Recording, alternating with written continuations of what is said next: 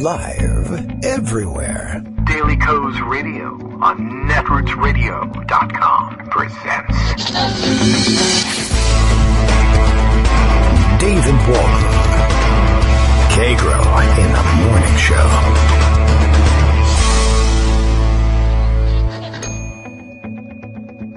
Now, here's David Waldman. Hey, good morning, everybody. How you doing? It is Wednesday, October 5th, 2016. Another debate is behind us, and it's still in front of it. Or I guess it's still in front for me. I haven't seen it.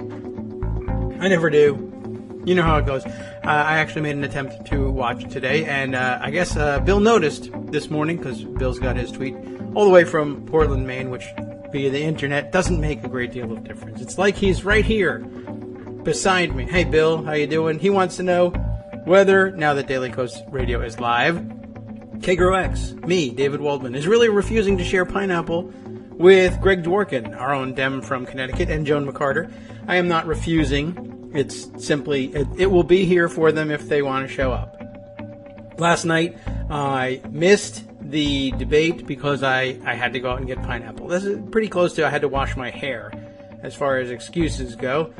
But I actually turned on the TV for a few minutes, and I find debates boring generally, and I've made an exception for the Trump debates because he's completely demented, and watching him debate is entertainment. If you support him, you're cheerful about how demented he is, and that's entertaining enough. If you oppose him, you just can't believe what he's saying, and you want to see it live just as a cultural experience.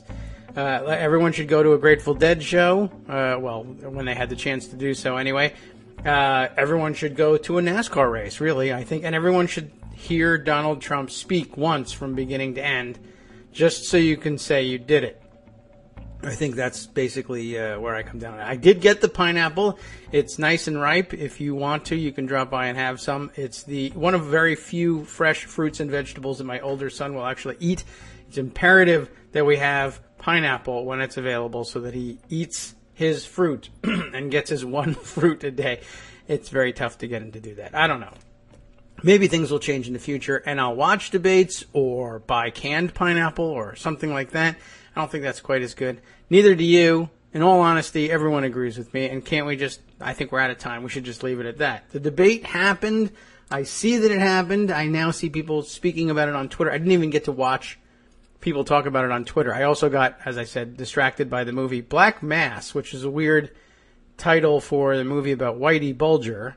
I don't know whether that's supposed to be some kind of weird joke, but or he's just so evil that his whole life was like a black mass, I guess. I don't know. I watched it. It was intriguing. And I never went back. So I had to watch the wrap-up on Twitter. Let's see. I've seen so far a piece from Donna Brazil that says 6 things that Donald Trump definitely said that Mike Pence denied he said, and I guess that was the theme of the night. Apparently, the big gasper of the night was his reference, I think, if I have this right, to Donald Trump's anti-Mexican, they'll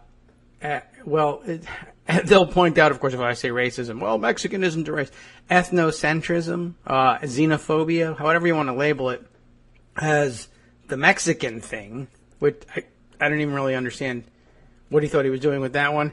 And generally, people thought that the theme of the debate was that Mike Pence's test was, could he lie for and cover for Donald Trump? As opposed to, are you qualified to be vice president of the United States?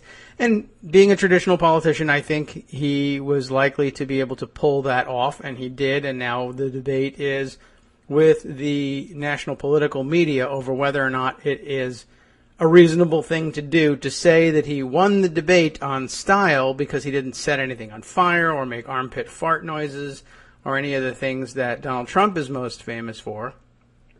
But could you say he won the debate if he didn't debate, if he just sat there and told lies on behalf of the Trump campaign? Naturally, of course, all the Trump fans believe the exact opposite happened and that Tim Kaine lost the debate because he just sat there and lied for Hillary Clinton. But I don't know. I have neither the time nor legal expertise to straighten this out. Luckily, we do have two people who actually, I think, enjoy it and who have the expertise to straighten these things out. Greg Dworkin, who will join us and no doubt wrap up on the debate and other things. And, of course, Joan McCarter, who was up, I don't know, I guess it wasn't really late for her necessarily, but facilitating the online discussion over at Daily Kos, as she so often does with these live debate events. So there'll be plenty to catch up on and wrap up. We'll discuss it, no doubt. And I'm happy to report that I had some positive feedback from yesterday's extended rant/riff off of the Real Clear Politics article. I was sort of crossing my fingers at the end of that show that had come across as some kind of coherent connection of points, but I wasn't certain that it had. When you're doing it on the fly and on the air and live, it's sometimes hard to tell. Have I connected all the dots? I think I have. I am not positive that I got those things all together in one straight line, but I guess at least one listener did think so and thought we put together a relatively good argument. And I hope you'll all check in on it. The podcast is, of course, available on Daily Kos, on our Daily Kos radio page. Easy enough to find, and it would be linked in and embedded in this morning's Daily Kos Radio is live at 9 a.m. post. I always give you that free sample of the most recent live show, in case you're ever wondering how come it is that sometimes, after a rerun, how come it is that I use a show more than a day old in that link? And the answer is it's intended to be the most recent live show, not necessarily the most recent installment, if the most recent installment was a rerun. You get it? Does it make sense? Does it make a difference? I don't know. It's just standard practice. Used to be clearer when the verbiage in the Morning Post said this is our most recent live show, but I changed it from time to time. And it's time to change it again, by the way, with the new month at hand. Here comes Greg. Let's get back on track and talk about the various news-type items not involving pineapple or what I was watching on television. Good morning, Greg. Good morning. So I thought I would interrupt Coherent to come in and give you my point of view. Yes, please. I'm spinning here. Yes, I did watch the debate. Okay, great. All right. And let me just frame it in a couple of different ways. First, it doesn't matter. Oh, okay. Right. Vice presidential debates never move the needle. Debates typically don't move the needle. The big one was the first one because 100 million people watch. Maybe, I don't know. We'll see what the ratings are, but something like 30 million people probably watch this one. Yeah, the Sarah Palin one was interesting because she's nuts. Because they're not running. They're not the candidates. So unless you do something incredibly bad, in the end it doesn't matter. Number two, Mike Pence is an ex-media person. He did broadcast, he did radio. He knows how to directly look into the camera and lie. He is always going to win on points when it comes to appearance. Okay. We knew that going in, and it's true. I forgot about that. And on the other hand, Tim Kaine was given a specific role. So I'll give you my take on it and then Rich Lowry's take on it. They're both short. Rich Lowry, okay. Yeah, because he got it right. So my point was the entire strategy, the strategery here. What Kaine was doing is taking one for the team. Mm-hmm. You go in, and you're aggressive, even if you're annoying. Okay. And you do that as you want to get all your points in, so you keep interrupting the way Biden did. If you didn't see the debate, imagine Biden interrupting Paul Ryan, trying to get him off his game, except Biden is better at this than Kaine is. Okay. He's got the eyebrow. He's got the Spock eyebrow that goes up. But other than that, he's not particularly skilled at looking wonderful while he does this. And be aware that if Kaine were running against Pence for, let's say, governor of Indiana or governor of Illinois, a neutral state, this is not the debate Kaine would have. But he went in there with a purpose. Be aggressive. Get your points in. Go after Trump. Make Pence defend Trump or prove that he can't. And Kaine was 100% successful in that. Okay. In fact, even said several times during, you can't defend him, can you? Right. Yeah, that was the one goal. That was the one goal, and he succeeded. To show, yeah. The rest is fluff. Stuff. That's Okay? true. Okay. So you go in there, and you want to make sure that by interrupting and by being obnoxious, and again, Kane is not great at obnoxious. There are people who are really good at it. You know, Don Rickles is fantastic. Kane is not so good. But you go in there, and you get your points in as much as you possibly can. You try to use Trump's words so that the public hears it, and then you make Pence try to defend it. Okay. That is what he was trying to do, and he succeeded. And then you ignore Pence himself. You don't go after Pence's record in Indiana on gays. It doesn't matter. It's not about Pence. It's about Trump. It's not about Tim Kaine. It's about Clinton. So you sacrifice yourself, and you leave a lot on the table that you could have attacked Pence on that gets everybody angry, because that's not what you're trying to do. You're trying to make sure everybody understands that Donald Trump says these things, that they're indefensible, and even Pence, his best surrogate, can't defend him.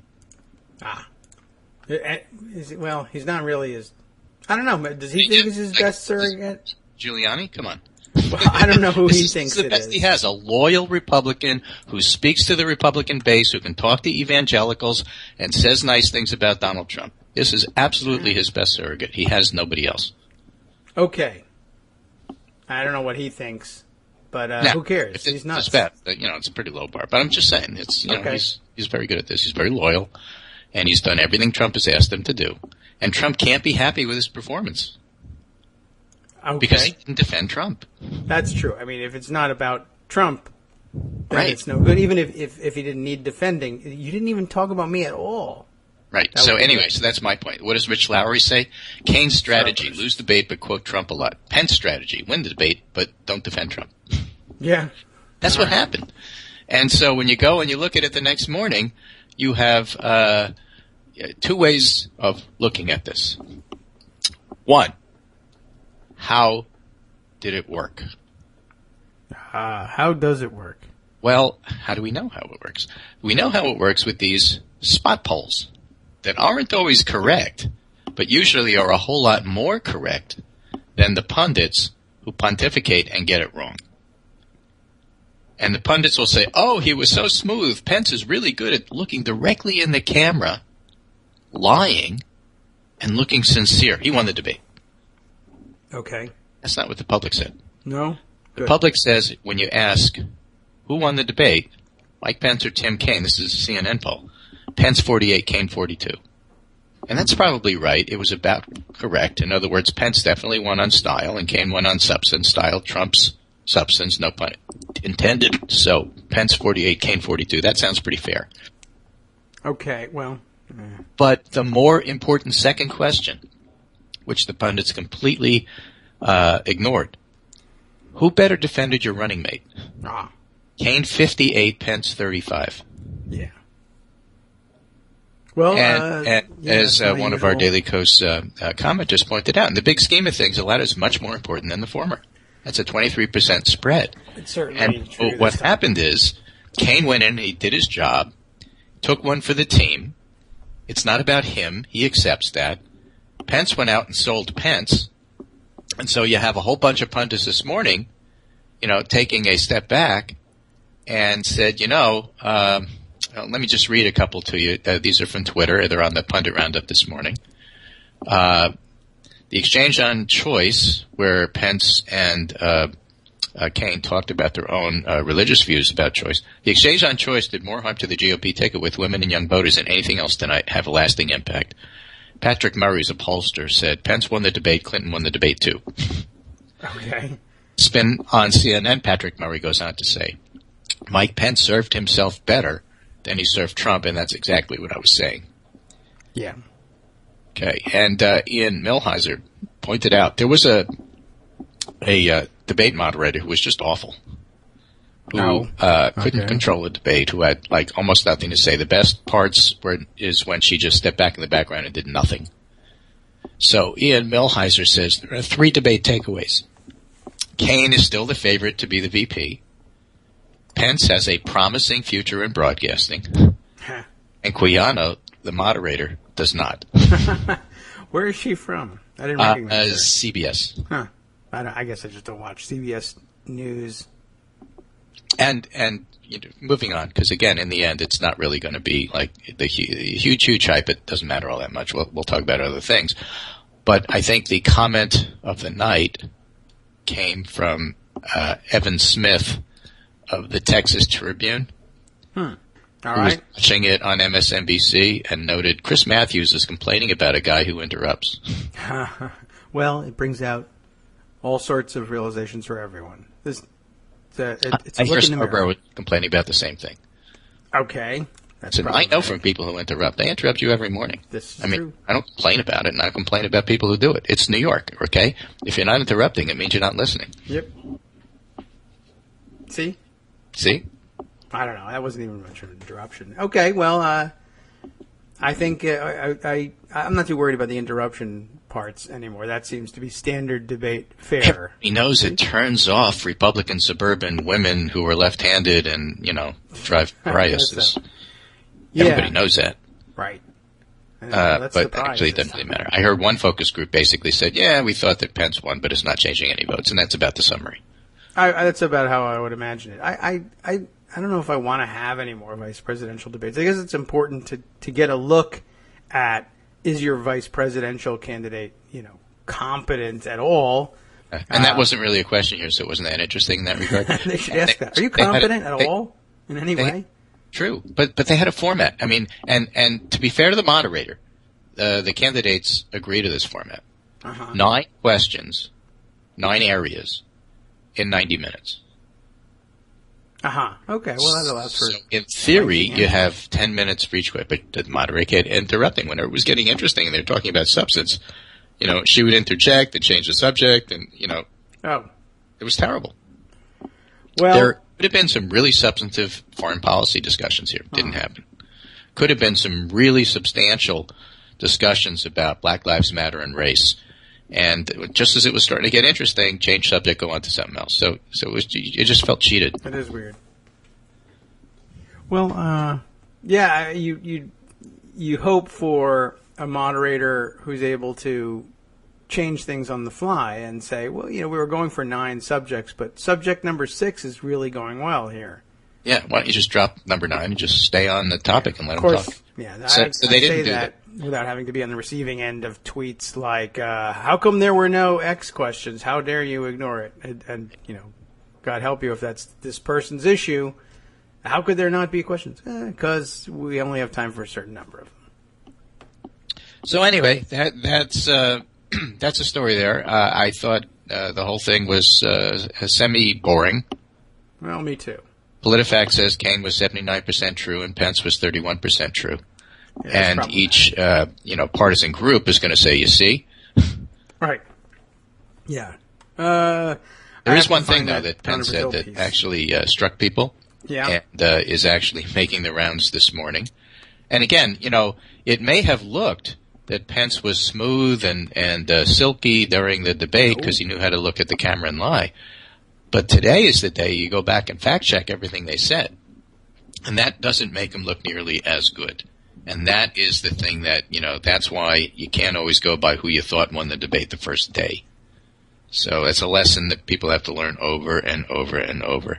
You could argue it was a tie and each did something, but I think on balance, on substance, this is actually going to, despite the conventional wisdom that Pence outpointed him in a 15-rounder, I actually think it's going to help Kane and Clinton a whole lot more than it's going to help Pence and Trump, by the way, because they are trailing, and we'll get to that in a minute. But Pence did say one thing, because Kane kept hitting him with stuff and had some one-liners. Some were good, some were not good. Kane, again, is not the best person to come up with the one-liners.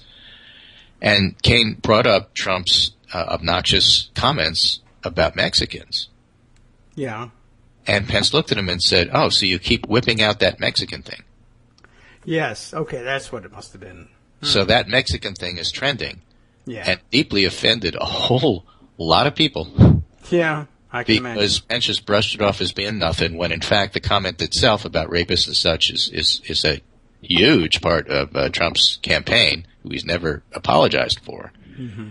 And, so what do you take out of it? You could have skipped the whole debate, and that's the one thing that comes out of it the next day. I don't see that as a win for Trump-Pence. No, it's not. I mean, at best, coming out with a tie and keeping the status quo unchanged. I mean, you've been reading the polls to us for days and showing us the trend lines. Unless you have an absolute knockout, although I don't know if you can even score one in the vice presidential debate. Exactly. But, except Benson did, but that's so rare. Yes, well. And by the way, it didn't help him get elected. No, that's true too. But it was a great punch. Good for you. Have a nice life.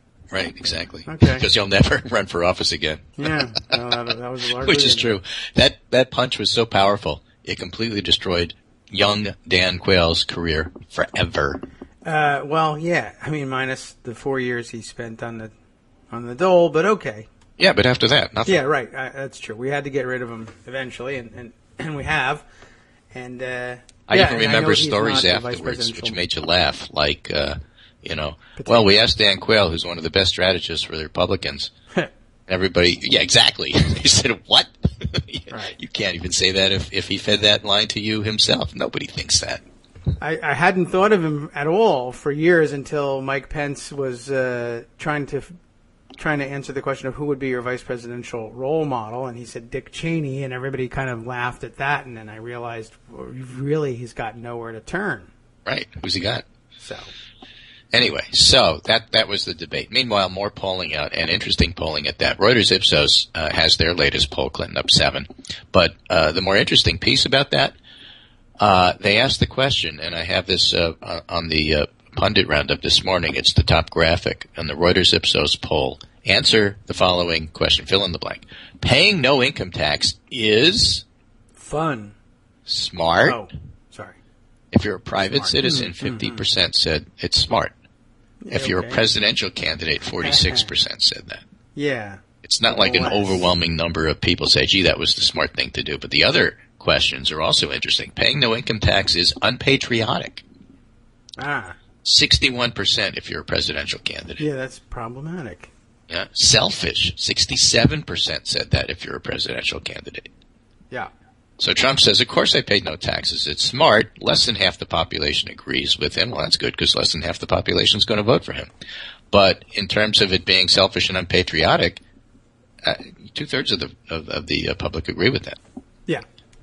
That's not hard to imagine. And I saw a excerpt from the debate in which I guess he's asked about that, and Pence just asked, well, don't you take all the deductions you're entitled to? That's sort of a minimization of what actually happened here. But, I mean, I take deductions too, just not $916 million worth. Right. Now, this is a fun one, so I don't know how well it'll play with radio because it's a visual. But okay. Somebody tweeted to Mark Hamill. To Mark Hamill. To Mark Hamill, okay. This is for you, and it's a picture of Darth Vader on one hand and Donald Trump on the other next to each other. And the caption under Darth Vader says, already. Darth Vader. And the one under Trump says, Taxi, T-A-X-I, Vader. You get it? Taxi Vader? Yes, right? Millennials don't know what taxis are, but it is funny. So that was cute. But Hamill tweeted back, and that was the good part. Because the person who tweeted Mark Hamill wrote, we don't normally go political, but this one is for you. And Hamill wrote back, normally I don't go political either, so I'll thank you not to use it to insult my father. But then he puts the hashtag I'm with her 2016. Aha. Well, that's the answer. Secret code. Yes. So that was kind of fun. I guess the force is with her. So I guess so. All right. There's lots of stuff that you can read about. I have a piece on Mike Pence and LGBTQ issues. I mean, it's pretty clear about that. I like your Donald Trump pronunciation of that, too. Yeah. There's a real interesting piece by Skip Gates, which is fascinating because it's from 1996. All right. That is hating Hillary. What? Hillary Clinton has been trashed right and left, but what's really fueling the furies? Yes. If you want to understand how conservatives perceive Mrs. Clinton, these matters are ultimately a distraction, for they recognize her almost on a gut level. In a phrase I've heard countless times, they, quote, know the type, end quote. In a word, they look at Hillary Clinton and they see Mrs. Jellyby. Mrs. Jellyby, you may recall, is the Dickens character in Bleak House who is as intent on improving humanity as she is cavalier toward actual human beings. Thus, she heartlessly neglects her own family while high-mindedly pursuing charity abroad. Telescopic philanthropy in Dickens' classic phrase. So he talks about just how she just gets them annoyed because she keeps saying people are important, and they hate that. Okay. Kind of interesting. Anyway, back to polling, and boy, was there a ton of polling. So we have the aggregate, which has Clinton up by 6. We have the presidential markets, predict-wise, is now 81% chance of Clinton winning. We have our own Daily Kos, which actually has 82. That's up from 63 a couple of weeks ago. It a week is ago, even. up, isn't it? Right. Nice. We have the tracker from Times-Picayune, which has Clinton 45, Trump 38, and that's increasing her lead from 5 to 7 over the last couple of days. And I mentioned we have the Reuters tracker, which is increasing her lead, and it's now 7 from 5. Again, that's just from a couple of days ago with likely voters. We have New York Times Upshot, which has Hillary at 80%. And so it's funny. The way things are going, everybody has her over 80%, and it's just increasing and increasing. So, again, just putting the vice presidential debate in perspective, if people wind up talking about that for the rest of the week, that's fine. There's a lot of different ways you can look at it. It's another week down with a month to go. And there's really not much time for Trump to really turn things around. You could look at it and say, well, Pence at least did one thing. Trump had the most awful week anybody ever had, short of Robert Kennedy's unfortunate situation in 1968. I mean, people wrote this is the worst week that any candidate ever had, and other folks wrote back and said Kennedy's was worse, and which technically is true. Yes. But it was an awful week, and this at least stopped that. If you're talking about whether it was a tie or whether he slightly won, that's the best news Trump has had literally in a week. Okay. And that's about the best you can do. And then, of course, then we have the other next debate on Sunday, and that's the town hall format. I think it's Sunday. And that being the case, we're back to where we are. So the polls are not helping Donald any. And that's where we're at in terms of debate, and that's where we're at in terms of polling. And so let's talk about one other subject and just give this a little bit of time because it was interesting, and it was Bill Clinton's remarks about the Affordable Care Act, which, as you might expect, were completely mangled by pundits, and they got it wrong. That's the job. That's the job. So here's a piece from Jonathan Allen. A very, very short tweet storm, and I have also a relatively, these are 9 or 10 tweets, not too long. And then I have one from Timothy McBride, who's a healthcare analyst and expert. But Jonathan Allen, reporter, did Bill Clinton mess up on Obamacare? Trump, who has no plan and doesn't understand health policy, is now talking about it. Oh, good. How long can Trump talk about Obamacare in a debate before he reveals he has neither a solution nor a basic grasp of Obamacare? On the other hand, Hillary Clinton can talk about Obamacare in depth and now has space to talk about the changes she'd made. Does anybody think that in Flint, Michigan, Bill Clinton wasn't trying to reach working-class voters who want better health plans? I don't know if Clinton was acting with purpose, Bill Clinton, but it's easy to see how this could be good for Hillary Clinton with independents. Aha. So that was his observation about it. And Tim McBride said this, and I have a storify there for it. It might be helpful to dissect what Bill Clinton actually said about Obamacare, and he actually puts on the transcript. So he actually allows you to see what Clinton said. Clinton said, made some criticism of the Affordable Care Act, and then he adds, here's why. You can let people buy in for just a little bit, because unlike where you are now, if you were on the other side of this, if you were an insurer, you'd say, gosh, I only got 2,000 people in this little pool. 80% of insurance costs every year come from 20% of the people. If I get unlucky, I'll lose money. So they overcharge you just to make sure, and on good years they make a whopping profit. It doesn't make any sense. The insurance model doesn't work here. It's not like life insurance. It's not like casualties. It's not like predicting flooding. It doesn't work. So Hillary believes we should simply let people who are above the line for getting these subsidies have access to affordable entry into the Medicare and Medicaid programs. They'll all be covered. It will not hurt the program. We will not lose a lot of money, and we ought to do it. Okay. So Bill Clinton, was actually making a pitch to buying into Medicare and Medicaid. Yeah. Bill Clinton was making a pitch for single payer. Well, yes, the roundabout way to it. Yes. Roundabout or otherwise. And so that's actually what happened. What are we saying then? The pundits say, oh, well, that's a knock. Oh, we made a gaffe. He criticized that that's going to hurt Hillary Clinton. Because they didn't hear what he said, they didn't understand what he said. McBride goes on to say, note that Bill Clinton starts by attacking those who want to repeal Obamacare and says market forces don't work. Then he talks about the current system and says it works fine if you're eligible for Medicaid and lower income and get subsidies. And then the comments widely quoted are about those not getting subsidies. If you make too much to get subsidies, you get whacked. That's the only thing people picked up on.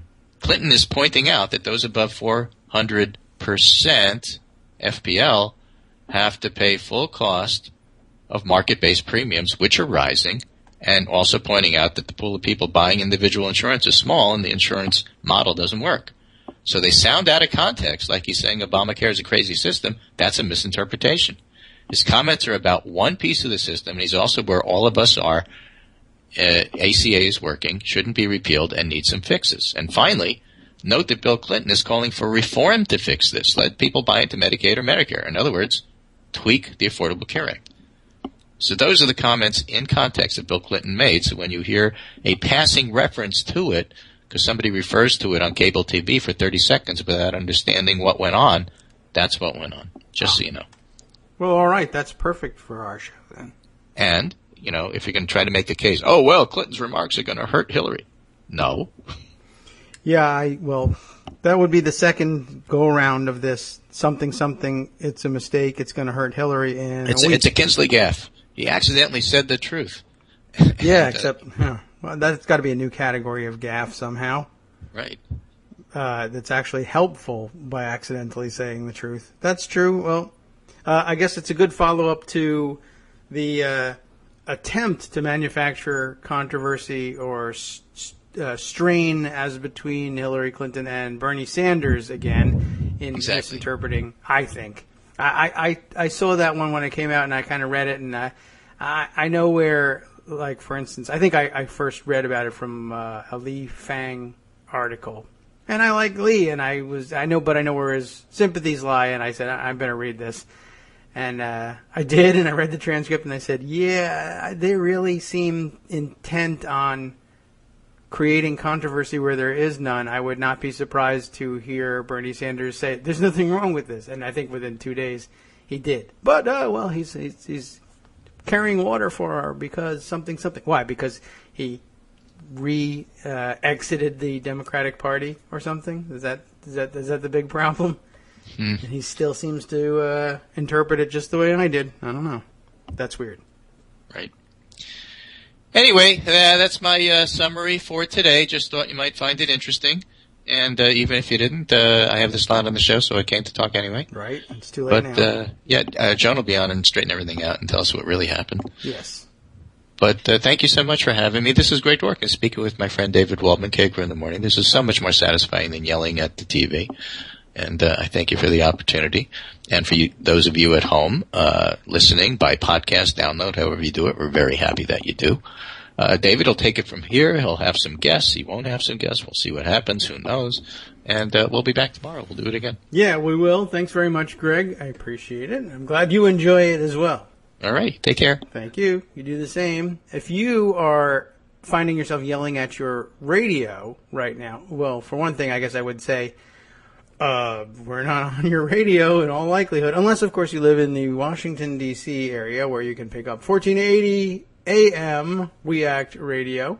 But you have to be right close in there in Washington, D.C. in order to be able to do that. But if you're listening on your pretend radio via the internet and you're yelling at it, one, think about finding a support group. 2, think about recording yourself yelling at the radio and then emailing it to us and seeing if you can't convince us to play it on the air. My guess is if you are yelling at your radio because you are a huge Donald Trump fan and you can't believe how partisan we are and how we ought to consider ending our lives, then I probably won't play it on the air.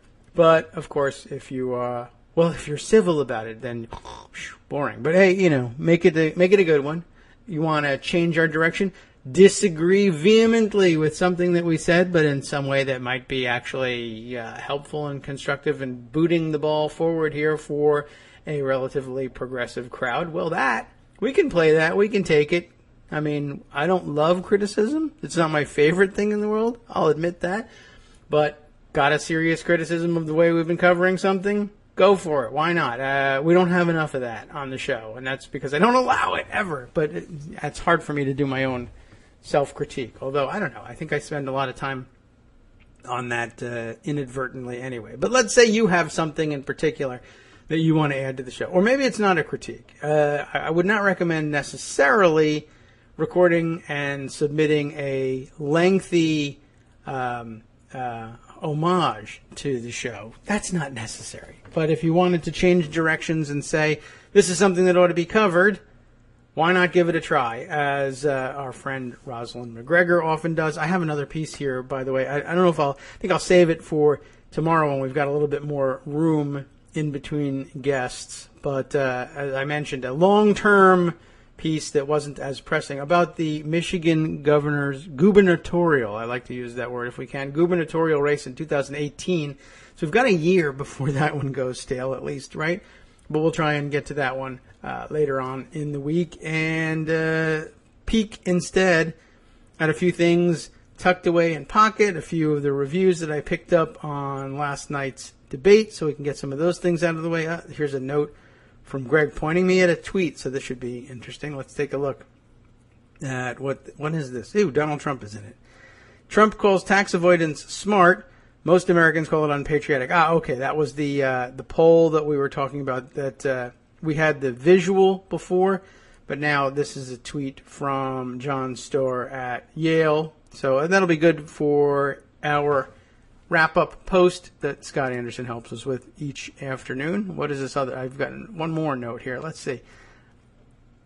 Yeah, okay, and that's the poll that goes with it. Okay, excellent. Thanks for the follow-up there, Greg. Always good to have our sources available for the listeners to examine on their own.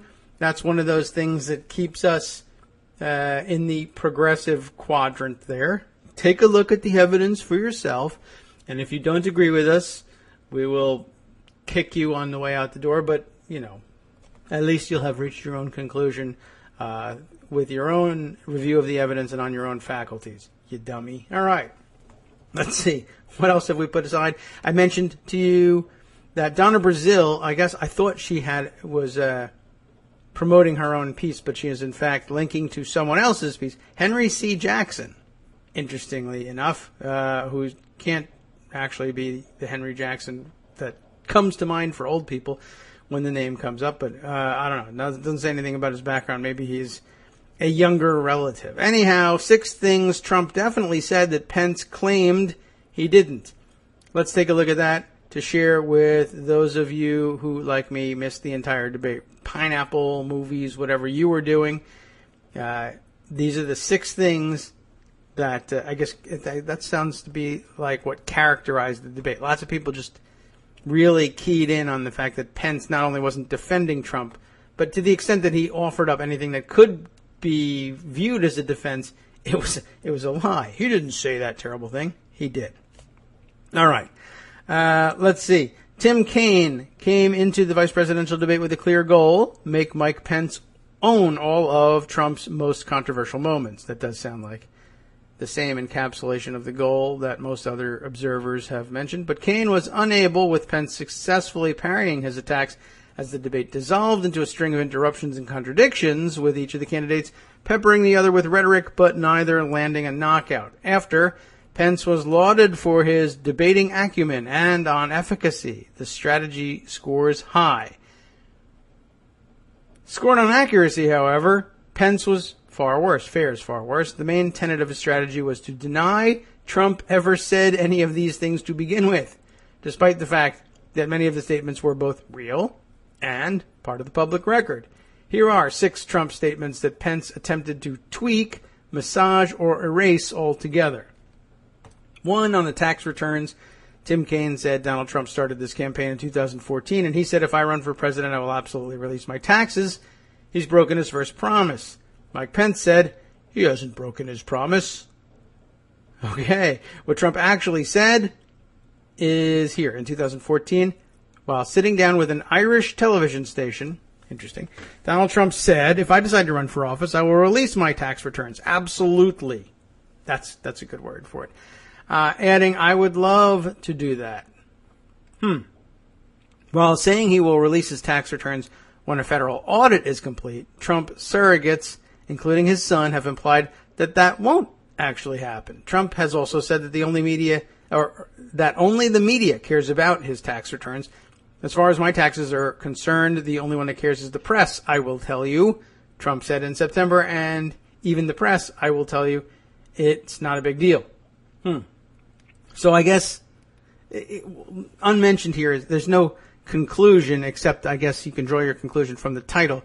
These are things that Trump said that Pence said he didn't. So, I mean, I don't know. He didn't say it. He just said he hasn't broken his promise. I'm not really sure about what that's supposed to mean. Here's a comment from one of my favorite Twitter handles of all time, Resting Mitch Face. Mitch McConnell. I think you all know what that's a reference to. Is that if you're looking for him on Twitter, I guess you can only fit so much of that handle in there. So it's actually Resting Mitch Fac, F-A-C. The E, leave off the last E for savings. I don't know. Anyway, Resting Mitch Face. I find that funny. He says, no mention of Pence's call for broad shoulders. Just another way of saying Clinton doesn't have the presidential look. That is that's a very sly way of doing it. And I think it might be too sly, or as they used to say, too clever, by half. I'm not certain that everybody got it. I know a lot of people have pointed at that. And it bears repeating, I guess, because it could be viewed. I think there's probably someone just sly enough on the campaign staff that thought this actually is a great way to get in a dig at her being a woman, as though that were something to dig. But yeah, and I don't remember whose comment it was, but it's too bad because it was a great response. It would have been a great opportunity for Tim Kaine to reply that, while it may be an interesting thing at some point in time, have broad shoulders, that wide hips will do the job just as well. Might be very interesting as a response. Probably better crafted say than I actually just did that, but yeah, that's in there too. There it is. As a matter of fact, I didn't even see because it's sitting at the bottom of my screen. Scrolling back up, Resting Mitch Face is quoting the very tweet I had in mind, and it's Josh Warren's. You will find Josh Warren, if you haven't already. He spells it in his Twitter handle, if you're searching for it. Just no spaces, Josh, but he spells his last name in the handle as Warrun, even though he spells his last name Warren, just like you would think. And Pence, his comment last night, Pence calls for broad shoulders. Now would be a good time for Kaine to call for wide hips. I actually thought that would have been an interesting and measured response to it. But true, good call, both of you, on that one. Let's see. Any other fun hot takes? I guess also everybody's talking about the idea of bringing Al Gore out as a surrogate with the idea in mind that he would speak to millennials. And I guess everybody's laughing at this one. I also am not 100% sure what appeal Al Gore is thought to have among millennials, except the obvious guess, their concern about global warming,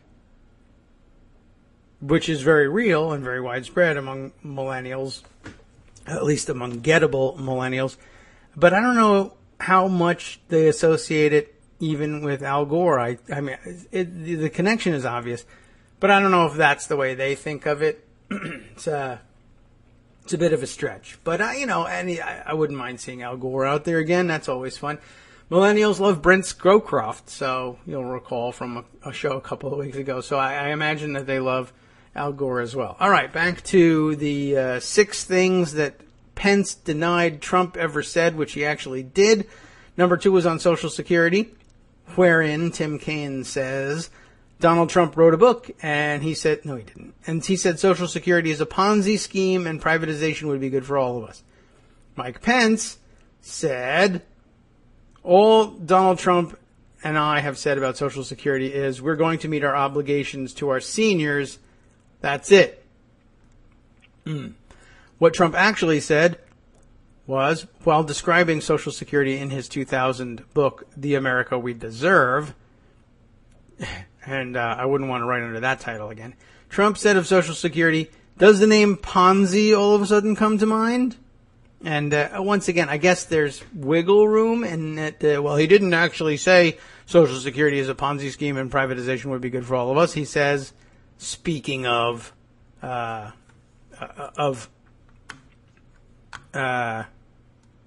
distracted now by another version of the Darth Vader taxi evader tweet. Okay. Anyway, so I guess he finds wiggle room there. Does the name Ponzi all of a sudden come to mind? He doesn't actually say it is a Ponzi scheme in so many words. Number 3, the insults. Tim Kaine said Donald Trump, during his campaign, has called Mexicans rapists and criminals. He's called women slobs, pigs, dogs. Disgusting. He attacked an Indiana-born federal judge and said he was unqualified to hear a federal lawsuit because his parents were Mexican. He went after John McCain, a POW, and said he wasn't a hero because he'd been captured. It's a lot. It's a compound problem. Mike Pence said, to be honest with you, if Donald Trump had said all the things that you said he said in the way you said he said them, he still wouldn't have a fraction of the insults that Hillary Clinton leveled when she said that half our supporters were a basket of deplorables. I think he still exceeds it. And yeah, by the way, thank you for acknowledging that she said half of your supporters are a basket of deplorables. I think they're all pretty deplorable for various reasons. Some of them are inherently deplorable, and others of them we can imply that they are deplorable because they stand with the basket of deplorables. Whether they're embarrassed by it or not, I'll never know, but they're there, and that in itself is deplorable. But at least he acknowledges that. I love the ones who say, you're lying about what Donald Trump said about Mexicans. He didn't say all Mexicans were rapists. But almost in the same breath, and how dare you even insinuate that we're the ones doing the insulting when Hillary Clinton said all Trump supporters were deplorable. She actually said half, right in the statement. But never mind that. Just like I guess the Second Amendment is too long to read the whole thing, so is Hillary Clinton's statement on the basket of deplorables. Anyway. Here's what Trump actually said regarding Mexicans, in case you need a refresher on that one. Trump called some Mexican illegal immigrants rapists and criminals, and some he assumed were good people. He has used a variety of insults for women, no doubt about that. Trump came under fire earlier this year for claiming an Indiana-born federal judge's Mexican ancestry made him unable to fairly hear a case about Trump. And regarding McCain, we all know that one. He's not a war hero. He was a war hero because he was captured. I like people who weren't captured. Once again, Pence said he didn't say that. Yeah, he did. Number 4, on Putin. Tim Kaine said you've got to be tough on Russia, so let's start with not praising Vladimir Putin as a great leader. Donald Trump and Mike Pence have said he is a great leader. Mike Pence says, no, we haven't. What Trump actually said, Trump has repeatedly praised Putin's strength and has called him a leader, far more than our president has been. Pence has also said he thought it was inarguable that Vladimir Putin has been a stronger leader in his country than Barack Obama has been in this country. So once again, did I say exactly what he said I said? No. but did I say something damn similar to it? Sure. Nuclear weapons. Tim Kaine said Donald Trump's idea that more nations should get nuclear weapons, Saudi Arabia, Japan, South Korea. He also claimed that Trump had said more nations should get nuclear weapons. When Pence said, well, he never said that, Senator. What Trump actually said in a March interview with the New York Times, and it's all linked, by the way, and subsequent Republican town hall on CNN, Trump suggested it would be good for Japan and South Korea to have nuclear weapons. That would be more countries. I think maybe it's not so bad to have Japan. If Japan had that nuclear threat, I'm not sure that would be a bad thing for us, Trump said. Trump stopped short of promoting nuclear weapons for Saudi Arabia. That was good. But he did say it was inevitable and that the country needed to be able to defend itself. And on abortion, the last bit here, number 6. What Tim Kaine said. Donald has said, quote, women should be punished for making the decision to have an abortion. What Pence said was, Donald Trump and I would never support legislation that punished women who made the heartbreaking choice to end a pregnancy. But didn't he, actually? What Trump actually said was, in March, abortion, quote, is a very serious problem and a problem we have to decide on. There has to be some form of punishment, unquote. But he quickly walked that statement back, saying the issue was unclear and should be put back into the states for determination, which he doesn't really understand. And no mention here of Pence, yes, actually signing legislation that, I don't know of anyone that actually directly punishes women for having abortions, but of course, much was made of the fact that he actually signed legislation requiring that families hold funerals for fetuses either aborted or spontaneously aborted in miscarriages, and that's a little weird. Great small government idea there, that one. All right, anyway, let's see. Anything else that jumps out of the basket here that we ought to see? I call pocket, should now be called the basket at this point. It's full of deplorable nonsense. Here we go. Here's something that I saw earlier this morning and sounded funny. Let's take this one. It looks like during the debate, Mike Pence may have made up an, quote, old proverb about Russia, even as both sides try to make the case that they won Tuesday night's running mate debate between Tim McCain and Mike Pence. The fact checkers are likely to hand the victory to Kaine by default. This according to the Daily News Bin, which I'm not familiar with, but managed to cross my desk, so good luck on that. Good job there. Pence spent the evening making any number of blatantly false claims about his own past words, about Hillary Clinton's record, and about Donald Trump's outrageous insults. But the strangest falsehood of the evening came when Pence seemed to have invented an old proverb, quote unquote, about Russia, which doesn't exist. Fact check, Russia does exist, by the way. You could have used, I guess the punctuation is right here, and but of course what they mean is that the old proverb doesn't exist, or at least not in old enough form to literally be an old proverb. Could be a proverb. I don't know whether it qualifies as a proverb if the only person who's ever said it is Mike Pence. But anyway, last night in a debate he said, there's an old proverb that says, the Russian bear never dies, it just hibernates. Mike Pence asserted, while he tried to make the case that Vladimir Putin's aggression was a result of President Obama's policies. Those who have been paying attention so far this century are aware that Putin's aggression actually began while George W. Bush was president, but he had looked into his eyes and seen his soul, so he let it go on, I guess. Pence may have an even harder time, though, explaining why he appears to have simply made up the supposed old Russian quote. When you try Googling Mike Pence's Russia quote, the Russian bear never dies, it just hibernates, with quotation marks around it, you get no search results at all beyond those quoting Pence in the debate. That phrase does not exist in all of human history, I guess, if you think Google has captured all of human history, in those exact words, anyway. If you try Googling variations of what Pence said, it sounds like a thing that might be a proverb, right? So I guess it passes the initial laugh test. But if you Google it and look for similar formulations, you do get a few results, but they all lead back to previous times in which Pence has used that same supposed old proverb himself during the course of the election.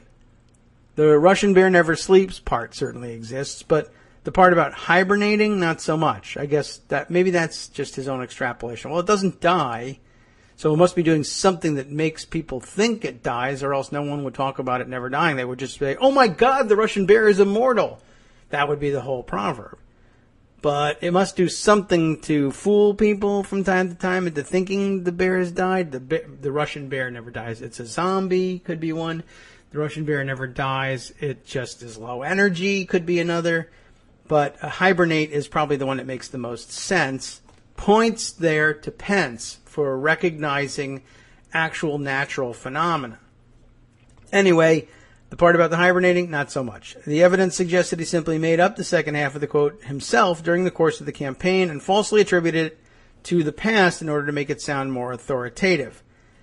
Not a major foul, I think, in this one. The foul comes from saying there's an old Russian proverb that says it, but even there, it's almost half right. There's an old Russian proverb. There's an old Prussian proverb that says the Russian bear never sleeps, therefore we have to conquer and destroy it.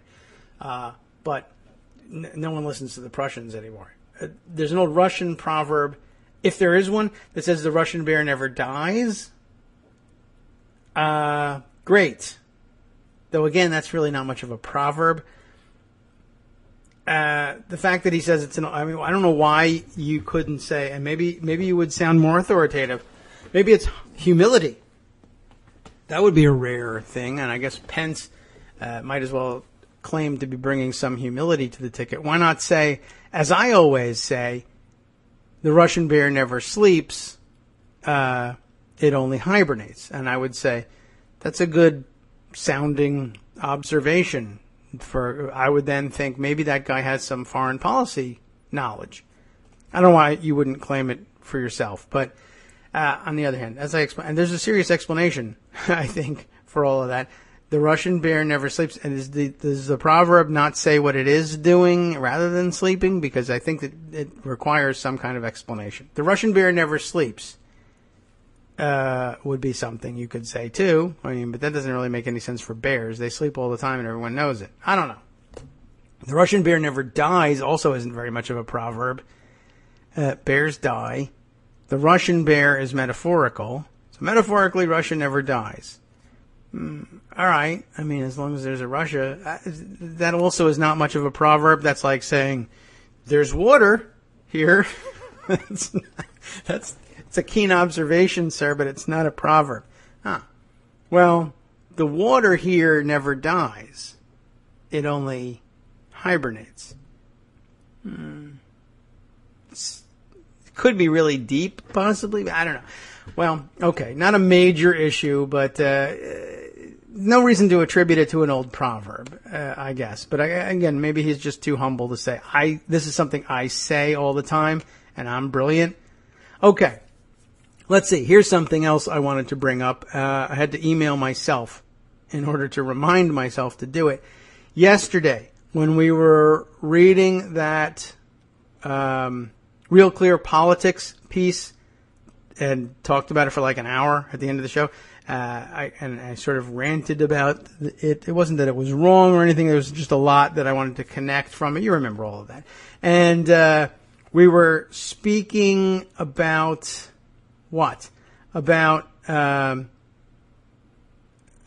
yes, right. When we were talking about Matt Schlapp, right? And his name came up. We were talking about him in the context of his having he would say not soliciting, but in the context of Donald Trump and or the Donald J. Trump Foundation making a sizable donation to his organization, the American Conservative Union, or possibly the American Conservative Union Foundation. By the way, does everybody see the way this pattern is working?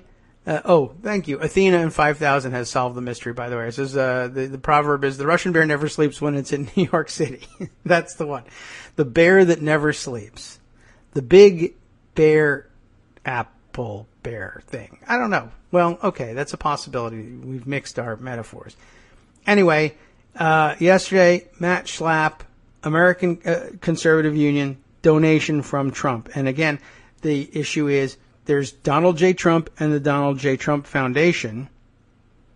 And he uses it very similarly, I think, to the way you have things like the American Conservative Union and the American Conservative Union Foundation, or Citizens United and the Citizens United Foundation, or Heritage Foundation, interestingly enough, and Heritage Action.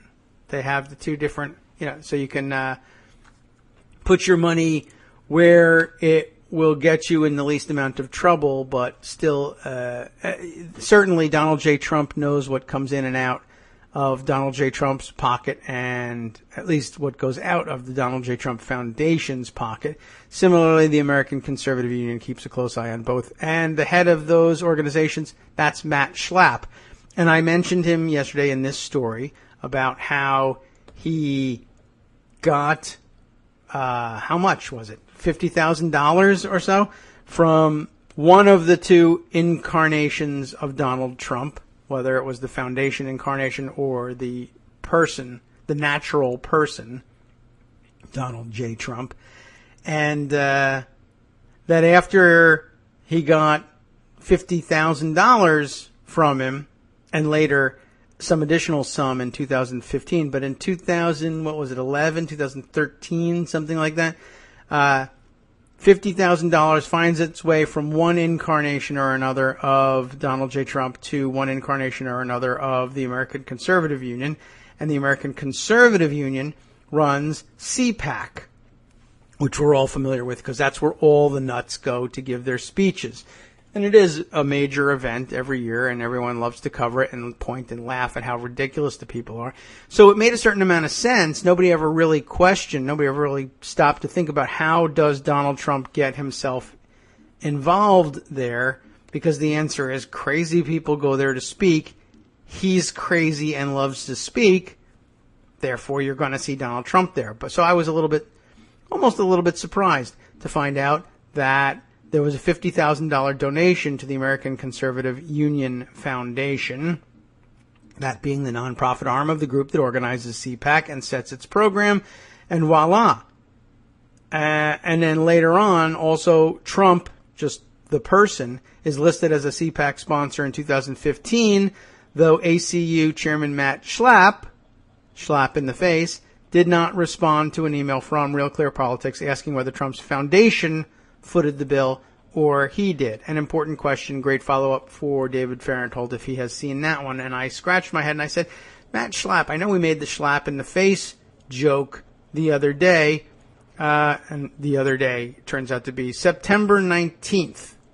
And I was able to track that down because I had a tweet somewhere in my replies from that day saying that one of our listeners particularly enjoyed the Schlapp in the face joke and let me know.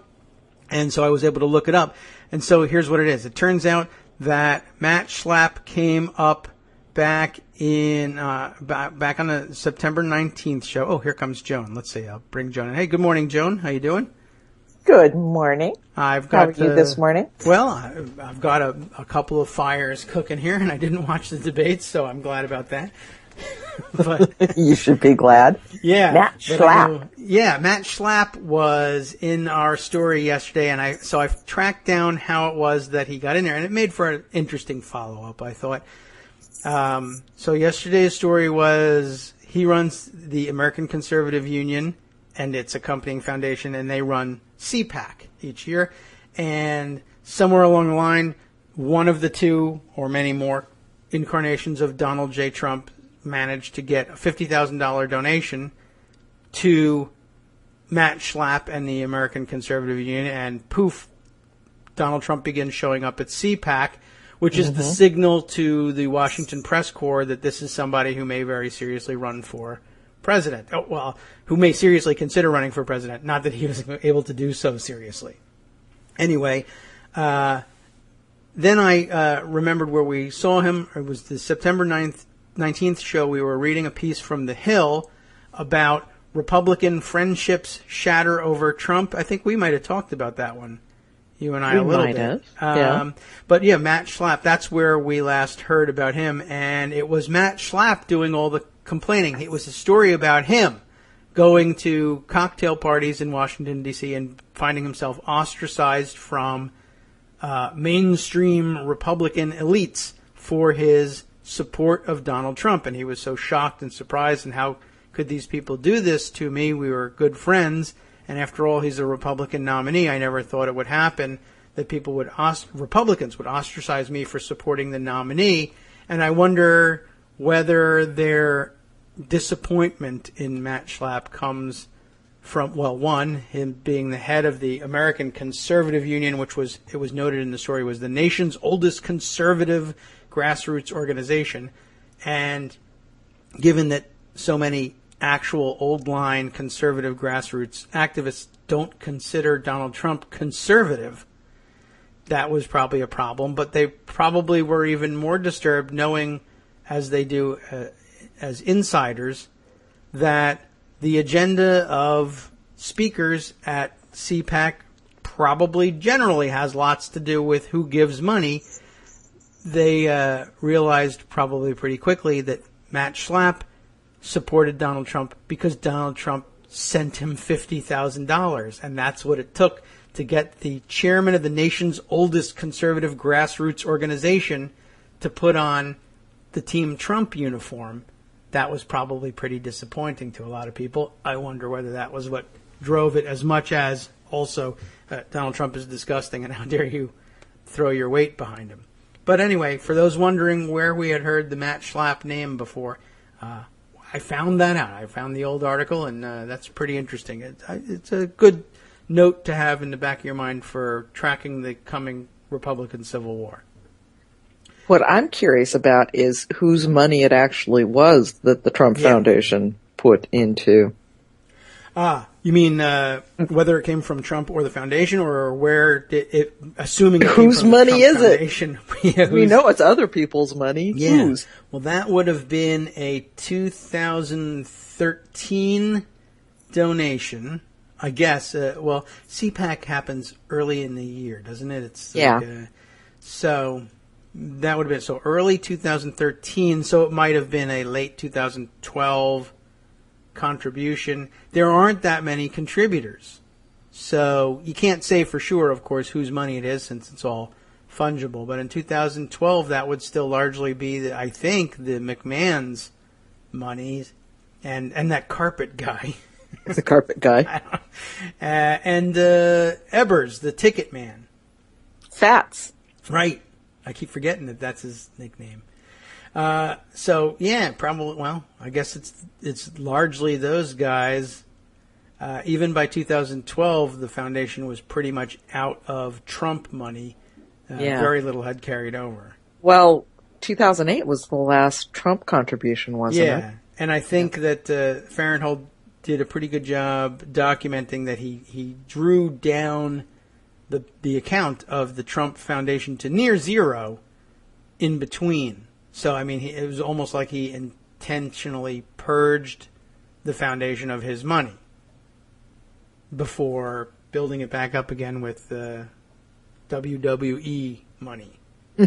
Well, anyway, nothing particularly incriminating in that. Just interesting. And, I guess it's got to be pretty disappointing for old-line conservative grassroots activists to find out that the American Conservative Union is that simple, that $50,000 gets you. I mean, I imagine a $50,000 donation will get you on a lot of speaking agendas in a lot of different organizations. But I don't know. CPAC is supposed to be the True Believers conference, Yeah. And that's what it takes to buy a ticket to become a true believer is $50,000. Although, I know that money has manipulated things at CPAC for a long time. It's just been done in different ways, like bussing in Ron Paul supporters to try to win the straw poll. That's, they're spending money on trying to manipulate the outcome. But that's a much more straightforward. Yeah. Well, it's sort of, grassrootsy. Right. At least there's that. You're bringing grassroots activists to a grassroots activists convention. I don't know how much complaining you can do about that. Well, it's Ron Paul. You can do a lot of complaining. Right. That's true. The fire marshal could get upset about it, perhaps. But, and you know how they are.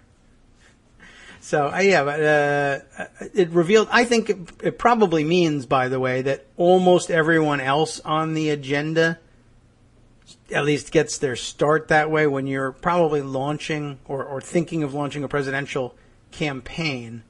It's very likely that anyone who wants to speak at CPAC and be regarded as a main speaker, a presidential contender, probably has their PAC send money to the American Conservative Union. Wink, wink, we're coming over. But very rarely will you find it be $50,000 because you're usually talking about startup campaigns. That'd be their whole account. Yep. So PAC to PAC, send $5,000. So I'm sure that the normal transaction is, spend X number of years as governor of your state or in the Senate or on the radio, I guess is possible. And then your PAC sends the max $5,000 to their PAC, and you're on the agenda. But if you don't have that background in conservative activism, it's going to be $50,000. So, or if you're just Donald Trump, you can be held up for $50,000. So he did it, and the mainline conservative Republican D.C. was offended because they can't match $50,000. So they hated Match Slap at all the cocktail circuits. So there you go. And, new money, vulgar. Yes. The villager reaction, essentially. Yeah, I guess that's it. So now the new thing will be, instead of the Clintons coming in and trashing the place, he comes in and spray paints everything gold, and it's not even his place. But since it is the village and he's a Republican, they'll probably accept that a little bit better than they did with the Clintons trashing the place. Very likely. Well, so you stayed up and watched it. It wasn't very late for you. No, it wasn't very late for me. One of the advantages of being over on this side of the continent. Yes, right. One of many. One of the disadvantages of my job is that I had to watch the debate. Yeah, I wasn't sure whether that was really something you liked doing. I think you liked facilitating the discussion of the debate, just not actually watching it. Yes. Okay, well, that's fair enough. I like to talk to other people about the debate. That's a reasonable thing to want to do. Without having to watch it. Yeah, that would be better. Yeah, you're lucky. I am. I feel a little bit guilty about that. And you have pineapple. True. Do you like pineapple? I thought I'd check, but I felt like Donald Trump last night, rationalizing in a way. Well, maybe they don't even like pineapple. I don't know. I sympathize with where he feels like I've got a microphone. I'm supposed to keep going. I have to say something. And then he ends up saying, everyone knows Mexicans hate pineapple. Oh, Donald, why did you say that? Why would you ever? There you go, whipping out that Mexican thing again. Yeah. You just can't leave it at that. Maybe this individual doesn't like pineapple, Donald. You could just say that. I was, that was a tough debate to watch. I don't know how many vice presidential debates outside of the Sarah Palin one I've had any interest in watching. Yeah. But yeah, it's a weird Well, this thing. one was, it was important to see what Pence was going to do. Yes. Everybody, that was the big question. Is Pence going to normalize this ticket? Is he going to assure everybody that, there's a grown-up in charge? And he kind of did that by just, essentially getting rid of the Trump part of the Trump-Pence ticket.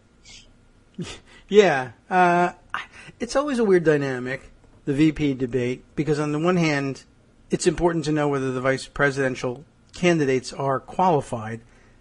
On the other hand, everybody knows that it's just a proxy debate. And because who cares about these two guys? But, so it's hard to know even what to do with such a debate. And Pence's strategy is probably the best one he could have come up with, given that Donald Trump is the nominee. is totally indefensible. Yeah. And it made for easy fact checking. True. Every time Pence says, no, he didn't say that, you just say, yes, he did. Yeah. And, that's easy. And here's 5 tweets of him saying that. So there you go. Yeah. It was fascinating to watch Pence really, really lie his way through the debate much more smoothly, with much more grace than Trump does it. But, with the same intent to just lie. And to put his own stamp on this. He diverged from Trump pretty hugely on Russia, which I understand didn't go over well in what Chris Hayes calls the Nazi frog portion of Twitter. Yes, okay. Deplorable. And apparently there was some talk last night from Trump advisors who were stupid enough to say this out loud to a reporter. Trump wasn't necessarily happy with the fact that Pence was being lauded as having done better than Trump. Yeah, that'll be disturbing to him. Yeah, he's not going to like that. There's going to be some things for Hillary to use on Sunday. Because we're doing this again Sunday, Yes. Well, so the actual candidates themselves go back. I sometimes wonder whether they should just eliminate the vice presidential debate entirely. Or maybe they should at least clarify it. Okay, well, we're not really going to debate which one of these two people should be vice president, because you're voting for the other people. So it's just a proxy war, and that's okay. We just want to see what are their skills at pretending they're the candidate. Yeah. Okay. But it would be nice to learn who are these people, particularly with Pence, as Trump has said, and I don't know if I believe it, but Trump has said, well, I'm going to leave most of the policy making to my vice president. I believe that precisely you're going to be the most, what's the word, most powerful vice president in history. Yes. Because I'm going to do the Make America Great thing, and you're going to do all the work. Yeah. That might have been an interesting tactic. I don't know if they knew that the Pence strategy was, it's not a hard guess, but I don't know if they knew that the strategy was going to be just deny that he said everything that he said. But that might have been an interesting follow-up for either the moderator or Tim Kaine to say, well, you're denying that he ever said any of the things he said. I'm curious whether you'd be willing to deny that he said that you were going to be, if you were to win, the most powerful vice president in history. And maybe we ought to examine, what you're about for a little while, since you're supporting me, unless you want to deny that he said that too. I'll give you the opportunity. Go ahead. That would have been good. It would have been really good. The moderator was not quite up to that, I don't think. It's hard to change course, television in particular, and their hard time frames that they've got, and the lights and the things you got to track. And just not a very effective moderator. Now, this is her debut debate. Okay. Lots of pressure. Yeah. But it was not a well-formed debate. It was very choppy, and she had sort of the flow that she had with her questions was odd. And it ended up being much more foreign policy, national security oriented than I think, considering the vice president doesn't have any effect on any of this, than was warranted. She didn't handle transitions well. She had no handle at all on keeping them on track, which, is impossible to do in a debate, but she didn't pull any thread out of it to make a little bit more sense. Well, yeah, it's a tough assignment, and I wonder how much influence the moderator, once selected, has on mechanics like, will we sit, will we stand, that sort of thing. Who decides that too? Because that was weird also. I think that's all worked out with the candidates, and it seems like they're always sitting. Vice presidents are always sitting. I guess I don't know why that is. Is it too presidential looking to stand? They don't want them behind podia. That's odd. But and it made for odd television too. When we wandered by and took a look at the way it was being presented on screen, at least the channel we were watching, they had them on this split screen. Yeah, it was split screen. We were like, are they not in the same room? What is this? But no, they were at the same table. They're just too far apart at the table for any one camera to capture both without having more blank screen than person. So they had to fake split screen. Well, I think that they've decided to do split screen on all of them now. For facial. Just split screen is the new format for debates. They should put them closer. Which is good. Because it's good to see the reactions. Right. You know, all of Pence's eye rolls and smirks and head shaking and all of Kane's. Let me interrupt now. Oh, yes. That's another. I noticed this morning, I guess, Kellyanne Conway actually trying to criticize Kane for interrupting a woman too much. Right. Because that's big in the Trump camp. Yeah, the sexism, the interrupting a woman. In fact, Trump himself tweeted this morning, the constant interruptions last night by Tim Kaine should not have been allowed. Mike Pence won big. Yes. Wrong. Oh, man. Well, I don't know. He's just definitely one of those guys that doesn't hold himself to the same standards. That's for sure. That seems like an odd thing for him to say. It's an interesting tactic that the entire campaign has taken on. It's, the third grade, maybe second grade tactic. I'm rubber, you're glue. Okay. To turn every criticism of the campaign around and accuse the Clinton-Kaine campaign of doing exactly that. The avalanche of insults that Pence kept talking about last night. Yeah, that's strange. Every time Kaine brought up the horrible, horrible things that Donald Trump has said, there we go again. Yeah, calling us out. And he did use the "there we go again." Oh yeah, Reagan thing. It's an avalanche of insults from this Clinton campaign. It was an interesting tactic. And now the sexism, and now the interruptions. It's something that a lot of people I know have predicted, and people often say, oh, well, it's a little bit of amateur psychiatry to say, well, this is projection, whatever they are accusing people of is something that they've done themselves. But this does go a little further than that and simply says that these things are acknowledged weaknesses for us. If we just say that they're doing it too, I guess maybe the calculation is the press is pre-programmed for both sides' stories anyway. We might as well take advantage of that and say there is such a story available to them, and half of them will take it up and the other half won't, but it's better than nothing. But I haven't seen anyone bite on, oh yeah, Hillary Clinton definitely behind an avalanche of insults. I don't think anybody ever... I'm going to use the phrase avalanche of insults. You tell me which of the two campaigns first comes to mind. I don't think it really works. It doesn't really work. So, well. And I don't think anybody could have taken that seriously. I hope not. But, again, it really doesn't make that much of a difference.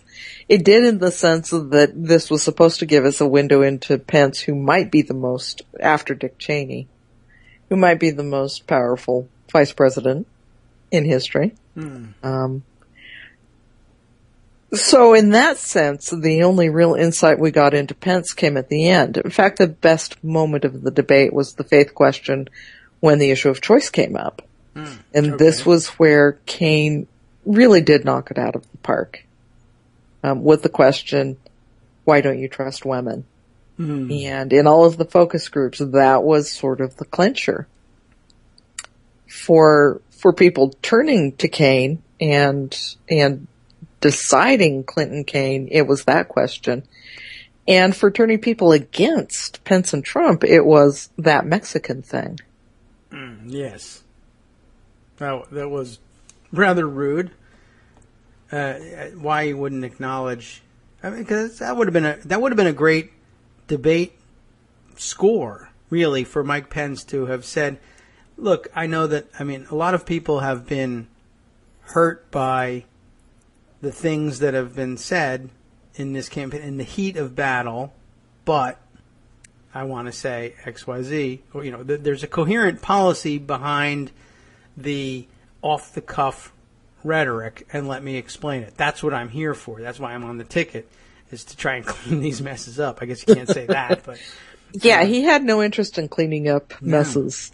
He just denied them and did his own thing. Yeah, and I did see a lot of people say, "Well, maybe he's done himself a favor for 2020," which I also saw someone else point out that's a tacit admission that you have no chance of winning. Yes, but that's okay. But I think that I agree with the conventional wisdom. He was looking at 2020 because he doesn't realize that being on a ticket with Donald Trump that is most likely going to lose very bigly yeah, right. is not necessarily good for his future career.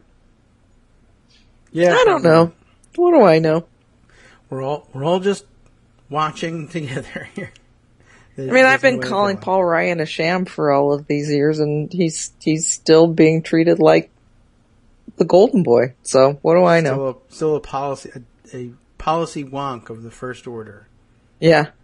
I think that switching topics. I've been thinking a lot about Paul Ryan lately. There have been a lot of stories about Paul Ryan lately. Okay. The one from BuzzFeed yesterday. So handsome and so sad. Did you see that one? No. McKay Coppins at BuzzFeed. Okay. It was really pretty good. The martyrdom of Paul Ryan. Holy moly. I think that there's a certain effort on the part of Paul Ryan's camp to put him out there as the last honest man standing. Really? Yeah. The martyr for the cause. And they're doing that under the so handsome line? It was very funny that the headline was Paul Ryan so handsome and so sad.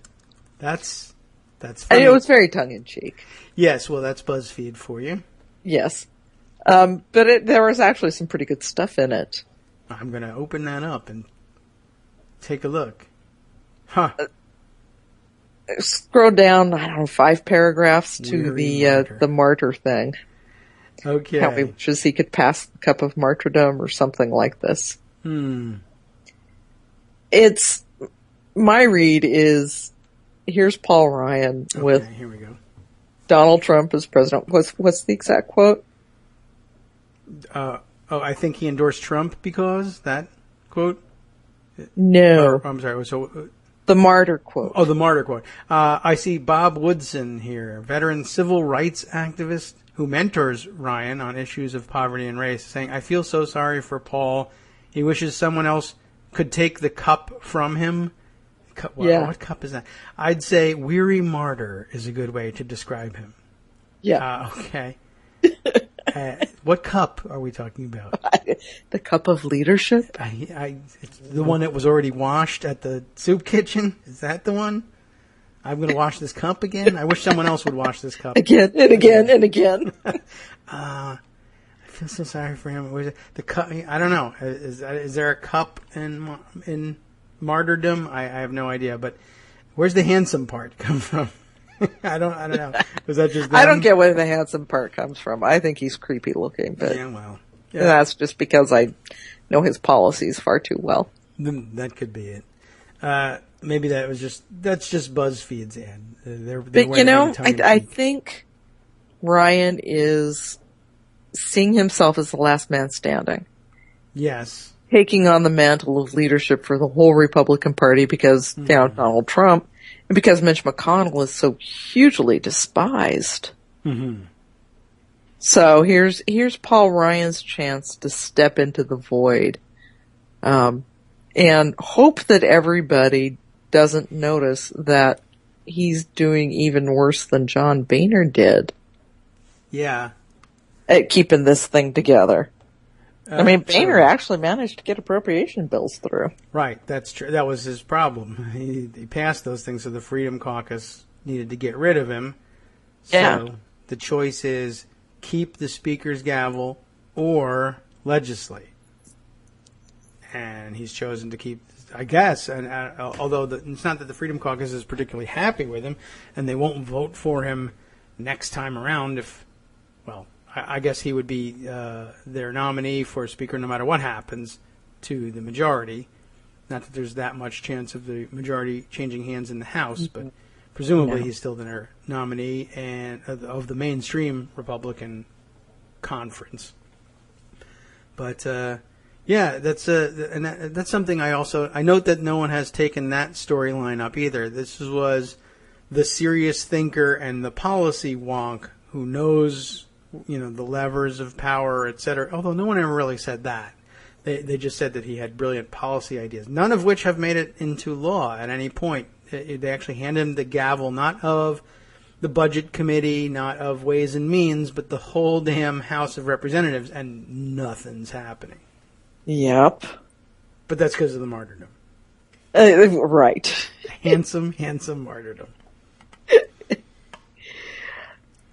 Well, it's Huffington Post has a story on this too. Matt Fuller on how much the House has not really changed with Paul Ryan, other than the fact that John Boehner was more successful in getting stuff done. Yeah. Well, So, at some point, somebody's got to see that Paul Ryan isn't all that. Yeah, you would think that would be long overdue. But I guess we're also distracted. This is a great time for him. He certainly bought himself a lot of additional time by holding the gavel during a presidential race that's so enormously distracting. All presidential races are, but this one is really distracting. Yes. So you could do anything. Watching the Republican Party crumble to pieces. Yeah. Refusing to denounce Trump, which at some point somebody's got to. I guess. Which takes us to Kelly Ayotte. Oh, yeah. Right? She was in the news yesterday with this. We got a little bit of this in there, but yeah, what's her problem? I don't know what her problem is. I think if anybody is in a position to say, no, Donald Trump is absolutely not a role model for children, and by the way, I really don't think I can endorse him or support him for president, it would be Kelly Ayotte, New Hampshire. She could do it. She won't do it. And in fact, really stepped in it in the debate when she said absolutely, because he could be president, Donald Trump could be a role model for children. She shouldn't have used the word absolutely. Yeah, well, that's a mistake. And she shouldn't have waited 3 hours to put out her clarification about how she misspoke. Yeah. 3 hours in which she was just excoriated on Twitter.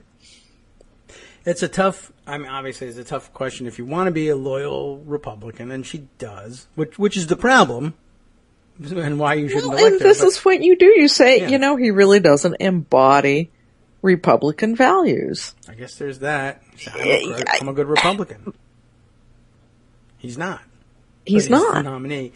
He's an opportunist. Yeah, it's a tough thing. But, this is what we expect of, normally what you used to expect of senators. And honestly, I think more along the lines of what, to wrap myself in the Patriots' constitutional mantle. I think maybe more what the founders had in mind as between the branches to jealously guard the prerogatives of senatorial power and say, I don't carry water for the president, even if he is the president, if he were to be elected. But I guess that's testimony, one, to the power of the modern political parties, even ones in collapse, and two, probably, I think Donald Trump would have no problem whatsoever taking out his vengeance on New Hampshire if I were to tell you that he's not a good role model and then both of us were to win. Right. So she might as well say that. But, I guess the the flinty New England Republican is gone, and you just got party players now because everybody's campaigning out of the same box. Yep. That's even Susan Collins. Yeah, I mean, it's certainly an example that you could take from, although, I don't know. I guess I would never really tell anybody, you know what, follow Susan Collins' example. Everything is deeply disturbing. And you have no, I don't know. I'm just a senator. Your world scares and frightens me. Unfrozen caveman senator. I don't know. But I guess it's sort of like that. I mean, she's a bit of a dinosaur in that sense. She's the old line New England Republican, and she's constantly lost at sea on everything. Constantly. So it doesn't really speak well of the old New England Republicans anymore. They used to have a lot more backbone to them. And had any of them had backbone, they would have done the Link Chafee thing and gone independent. Yeah. But what happened to him? So. Yeah. Nothing. So. Yeah. I don't know. It's too bad, and I don't know why she did that. And it's a hard thing to ask somebody who's trying to be a good foot soldier, but you're not supposed to be a foot soldier. You're a senator, a United States senator. Right. And you should be a little bit more prepared. Yes, they were going to ask you about Donald Trump and his behavior. Uh-huh. And it's okay. And really, an answer like, do I think he's a great role model for children? Not really. I mean, I don't know if that's the same thing as do I think he would make a good and steady hand on the tiller of leadership in a time when it really requires some blunt talk. I guess you could get away with that. But, there's any number of things that you could say other than absolutely he could be a role model for children. He would be fantastic.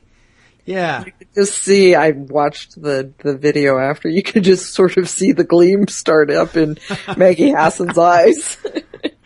I don't know. But then it took 3 hours to come out with the clarification. that was not good. Right.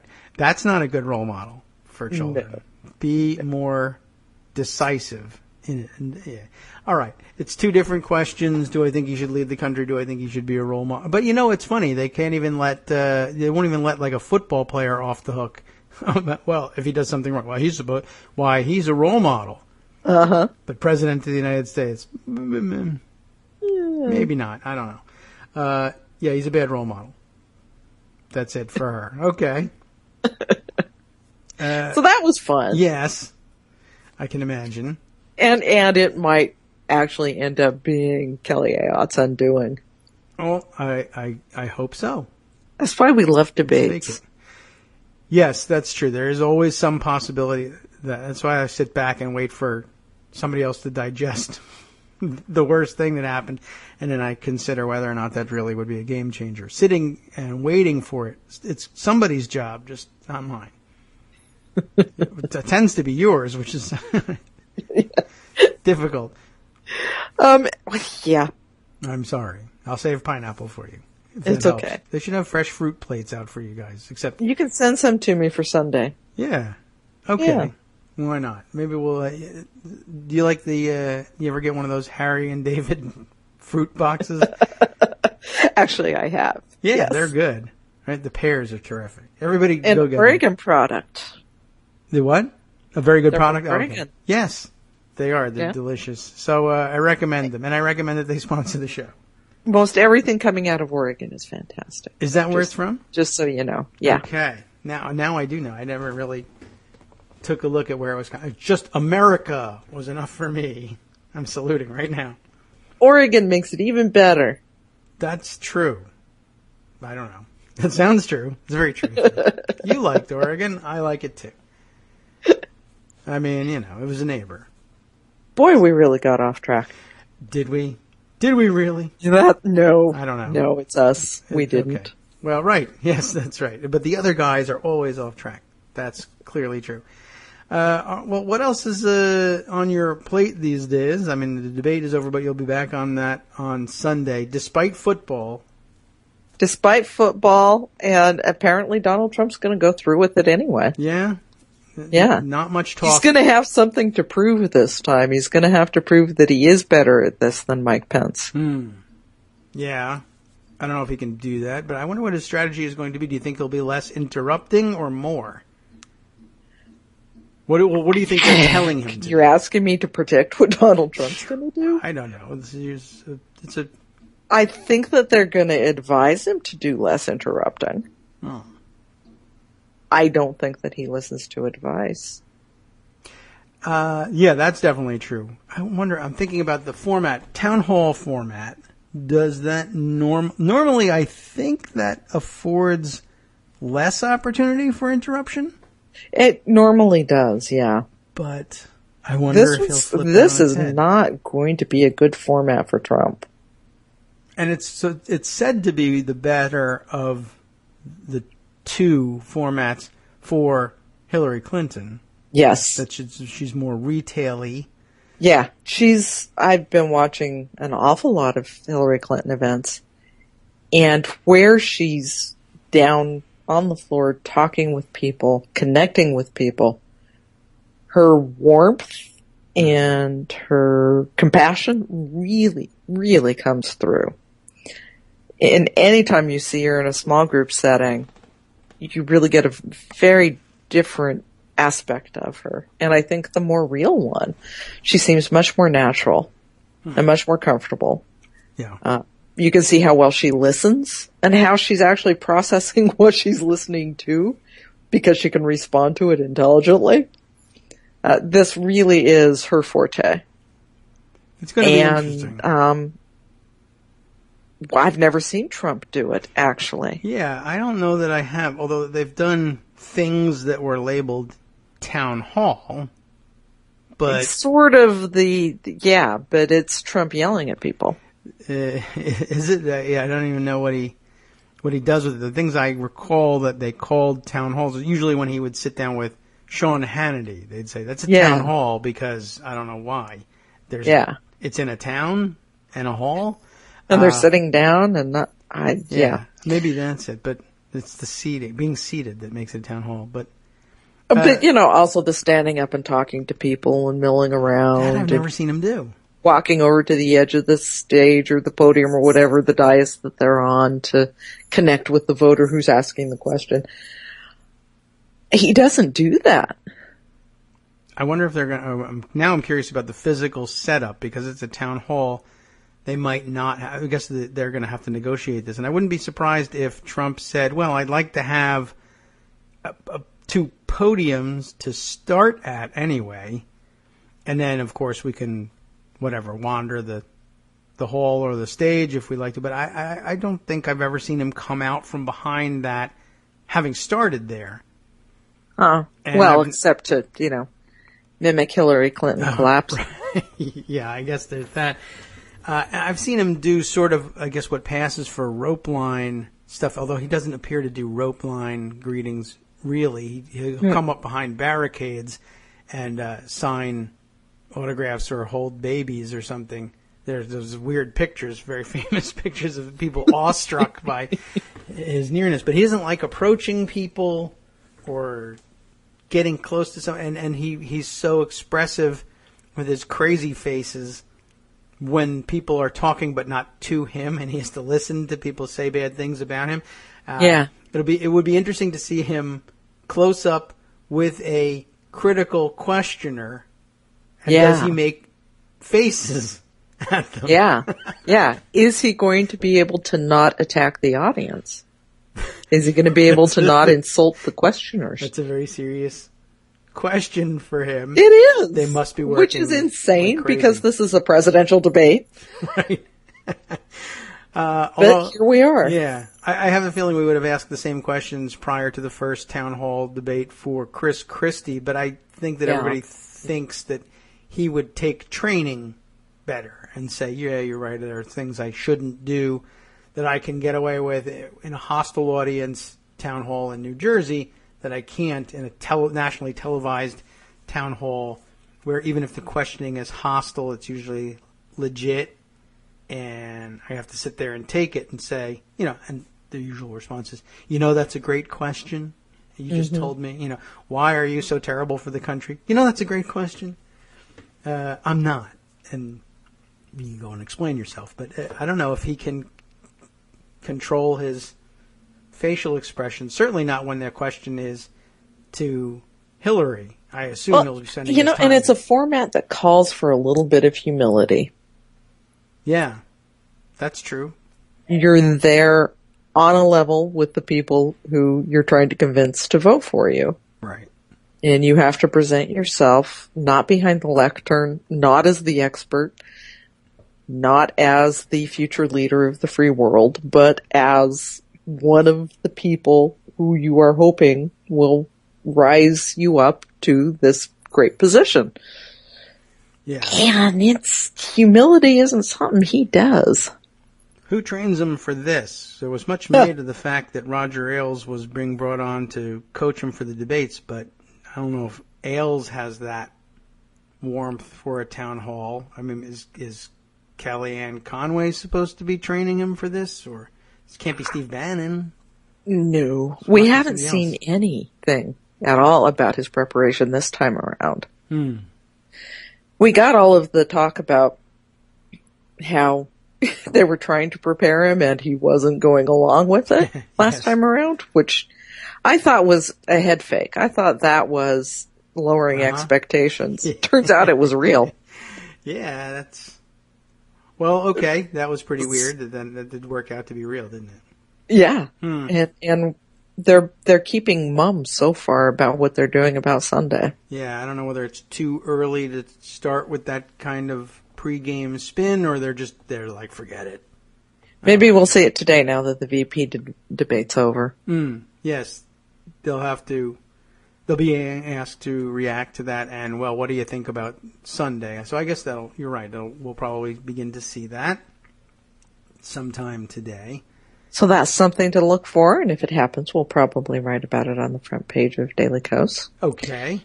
We're going to be doing some wrap-up of the vice presidential debate. I have on my slate that Mexican thing to loop back to, because it really was pretty remarkable. And made for some great Twitter afterward with the hashtag that Mexican thing. Yeah.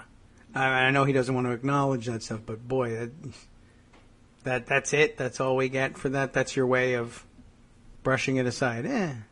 Yeah, it didn't go over well. The only thing we insulted was Mexicans. Immediately, thatmexican.org popped up as a website where you can register to vote. Oh, okay. And thatmexicanthing.com redirects to Hillary Clinton's website. Okay. Well, easy enough. Yep. That will attract a lot of attention, no doubt. And, I also have been hearing stories about new voter registrations skyrocketing among Latinos, populations. Yep. That's also very good news. That's very good news. Following up on the taco trucks that have decided that they're going to do voter registration while they're driving around. Yeah. And feeding people tasty tacos. Yes.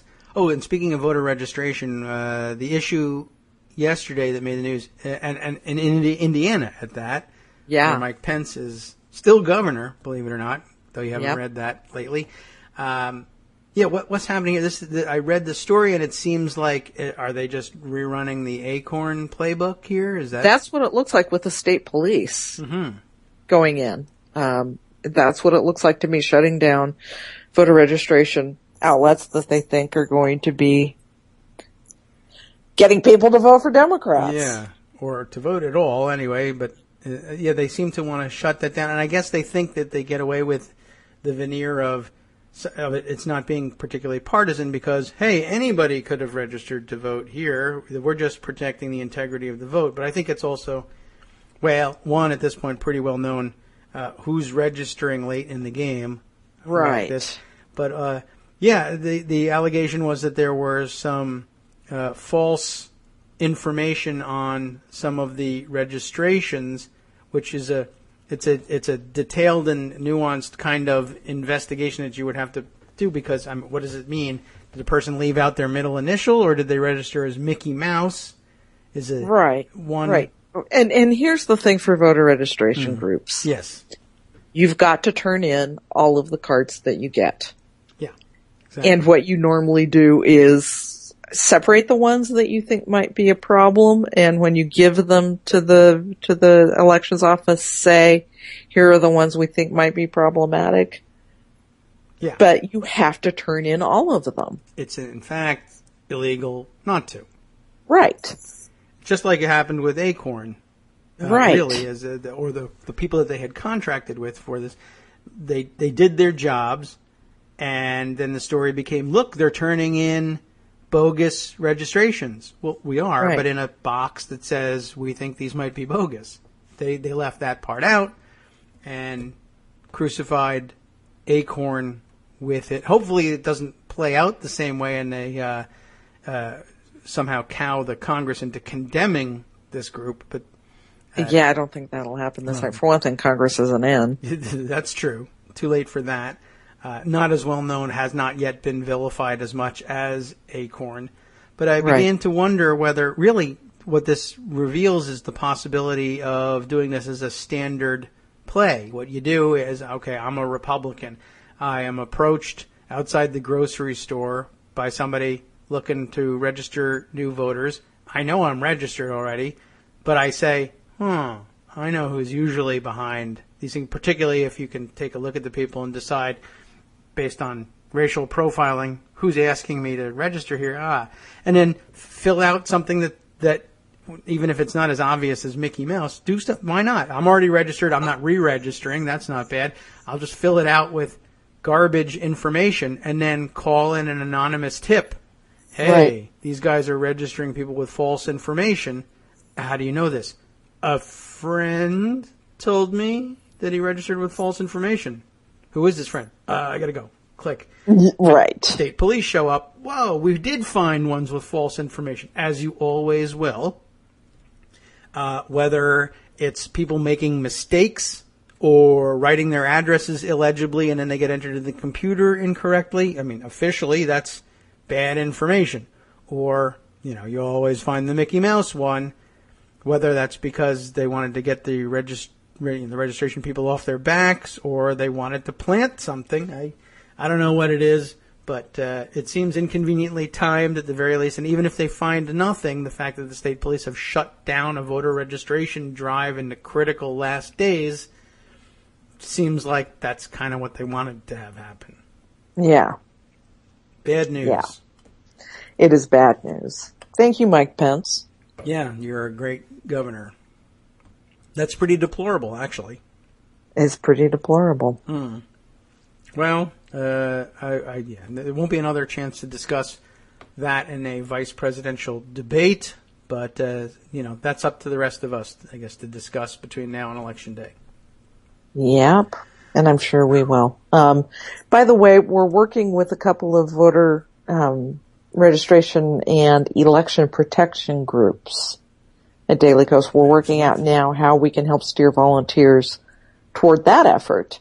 So keep an eye on Daily Kos for finding out how you can help with that if you are so inclined. We'll try to make it easy for you as we make it easy for you to help get out the vote. We're switching from sending money. Well, we're still emphasizing sending money because there's still a month left of this campaign and it still helps. GOTV costs money and so does election protection. Yep. But also, if you have more time than you have money, yes, and you've got a cell phone, we've got lots of ways that you can help get out the vote in swing states particularly. All right. For both House and Senate and for Hillary Clinton. And you'll find them embedded in almost every story on the front page that has anything to do with any election anywhere. Absolutely, and it'll come in your email too. Oh, yeah, you can't avoid it. So excellent. We'll be bombarding you with it. If you sign up or make a donation and you find that you're being asked in every post again anyway, or maybe another email shows up, although they're pretty good about making sure that people get the right email solicitations about these things. Don't let it worry you. Let it roll off your back. These things happen. You make your contribution. There's always more you can do. And if you're maxed out and tapped out, you let it roll off. Give it to a friend. Absolutely. Okay. And, pledge to take somebody to the polls with you. Yes. and make them do the same. Yes. You don't count. They have to take a third person. Okay. Right. All right. So everybody's got to do that. This is crunch time. So yeah, you'll be pressed. You'll be over solicited. And eventually it'll all be over and you'll have saved the country from itself, really. And then you can go through your email inbox and unsubscribe from all of those campaigns that have been contacting you. Yes. If necessary, sure. Yes. And I recommend for your But don't sanity that you take a unsubscribe week from off. Daily Kos. No. Then you won't know who to unsubscribe from. We'll tell you. Right. Okay. Well, thanks, Joan, for You are coming most by. welcome. Always a pleasure to speak with you on Wednesday. I think next Wednesday I'll be starving, as it happens. So it's Yom Kippur next Wednesday, so I don't think we'll be able to get on the air and talk. We'll miss that opportunity, but I will be. I'll be atoning for it, no doubt. All right. How about that? Atone away. Okay. So exciting. I can't wait. Okay. Thanks again, Joan. And we'll look forward to seeing you again with the coverage on Sunday of the next debate and everything in between. You got it. Okay. Thank you. Bye-bye. Take care. We'll talk again. And, time to wrap up here. And let's see, give you the update on what's happening on the after show. By the way, for those of you interested and I think I should hope that's all of you interested in listening and tuning into the after show. I note it is quite correct that if you're listening by podcast, for me to remind you that the after show is coming up next on Netroots Radio isn't particularly helpful. Even if you know that you can always go to netrootsradio.com or find our embedded player on the front page at Daily Kos and simply listen live that way. If you're not listening live, how do you get the podcast? Netrootsradio.com will direct you to that. But what we're looking for, and you should stay tuned for, watch your mailboxes for, etc., is an easy-to-use, always available and always easy to remember and hopefully to read on the air URL where you can go and find those podcasts every day without fail. And in the meantime, I will simply make you aware of what you should be listening to live coming up next, and then eventually when you find the podcast, what's coming up on Wednesday's Child is Full of Woe Wednesday on the after show. Ready? Just days away from voter registration deadlines. Like we said, guess what? Cops raid the Indiana Voter Project and confiscate all of its registrations after Republican allegations of fake application information. Stay tuned for that story. Pursued much more in depth than we were able to do in the few minutes that we gave to it just a moment ago. What else? The director of True the Vote. Remember those guys? They allege the Obama administration is rigging the election against Trump by registering non-citizens. We'll see about whether that holds any water. It doesn't. And a professor of history states that Trump not accepting the victory of his opponent would not only be unprecedented, but treasonous as well. And we always have to be careful with those terms of art. What else coming up on the last half of today's after show? They'll be reporting that 1988 called and it wants its debate topics back. And a Manhattan tax lawyer explains how a Nazi-looted painting ended up at the University of Oklahoma. From Daily Kos Radio on netrootsradio.com. You have been listening to the Kagro in the Morning Show with David Waldman. Thanks again for listening. Yes, we enjoyed discussing things with you. Tomorrow, Thursday, we'll have more of a open format. I got a couple of stories I wanted to discuss with you that we weren't able to fit in today. And then Friday, hopefully, we'll be talking with Josie W. Rice once again. And I have an inkling about what we might talk about. Stay tuned for the after show next.